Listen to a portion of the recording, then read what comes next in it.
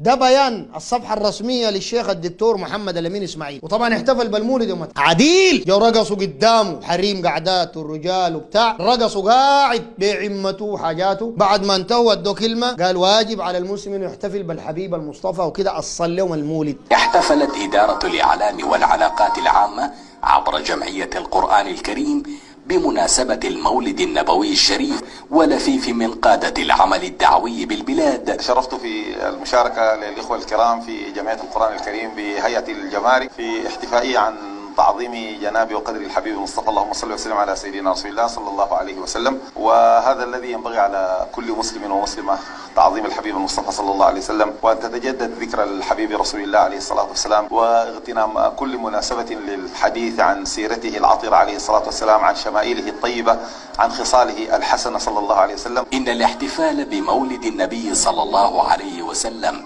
نهجا ده صوفي واصلا، ده اخواني وصوفي، لكن للاسف ده نائب الرئيس العام للجماعه، يعني الراي ما بيمثله، بيمثل شنو يا جماعه؟ بيمثل الجماعه كلها حتى المغتربين البرة، وهم انصار سنه ده بيمثله، ده رئيسه او نائب رئيسه. قال شنو نائب الرئيس؟ قال بيتكلم عن القرضاوي، قرأ الايه بعد ذاك قال بعد الرضا بقضاء الله وقدره وتسليم لامره تعالى والحمد لله اولا واخرا الى اخره. قال للشيخ القرضاوي رحمه الله ما يزيد عن 170 مؤلف في البحوث العلميه والكتب والرسائل والعديد من الفتاوى، بيثني عليه انه زول عالم يعني زي شيخ الاسلام. والقرضاوي ده طبعا ده مستهبل، ما عنده علاقه بالعلم ولا عنده علاقه بالدين ذاته. يا اخي زول قال لهم الحريه مقدمه على تطبيق الشريعه الاسلاميه، زول قال لهم الله ذاته ما بيجيب نسبه زي ما جاب رئيس اسرائيل. الله هذا لو ان الله عرض نفسه على الناس ما اخذ هذه النسبه، لو ان الله عرض نفسه على الناس ما اخذ هذه النسبه.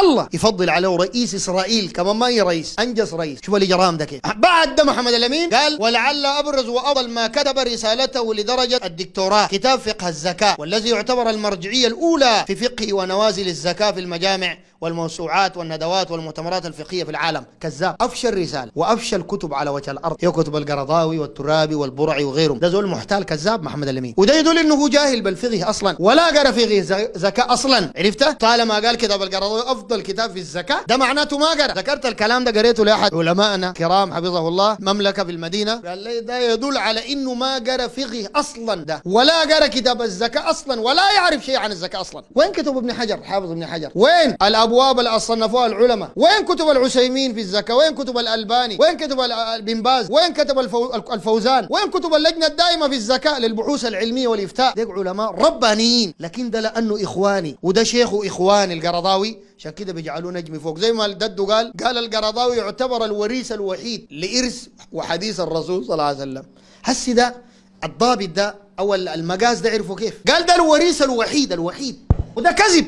الرسول قال العلماء ورثة الأنبياء، ما قال العالم الفلاني. معناته الموضوع ده واسع. لو فرضنا القرضاوي عالم من أصحاب الحق، لو فرضنا هو عاطل وباطل ومبتدع، لكن لو فرضنا عالم ومن أهل الحق من أهل السنة، لو فرضنا ما بجوز لك تقول الوريث الوحيد لسنة الرسول. لكن هو التنطع والغلو الذي نهى عنه الله ورسوله. يا أهل الكتاب لا تغلوا في دينكم، قال النبي عليه الصلاة والسلام إياكم والغلو فإنما أهلك من كان قبلكم الغلو. والغلو حرام حتى لو كان في الرسول ذاته، لأن الرجل لما جاء قال ما شاء الله وشئت يا محمد نهاه وانتهره وقال أجعلتني لله ندا قل ما شاء الله وحده، فنهى عن الوقوع في الألفاظ الشركية ولو لم يقصد قائلها، وهو لم يقصد وما أشرك، لكن نهى عن هذه الألفاظ ونهى عن الغلو ضمنا ولو كان فيه صلى الله عليه وسلم. فديل يا أخي ديل ناس مجارمة وغشوا العالم.